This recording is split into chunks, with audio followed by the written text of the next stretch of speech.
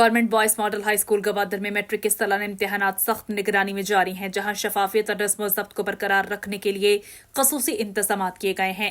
इम्तिहानी अमल को मुनसिफाना और हर किस्म की बेज़ाब्तियों से पाक रखने के लिए centre superintendent Abdul Sattar, deputy superintendent Kalimulla, additional superintendent Khalid Ali और इन्विजिलेटर शाहबख्श की सरबराही में मौसर इकदाम किए गए।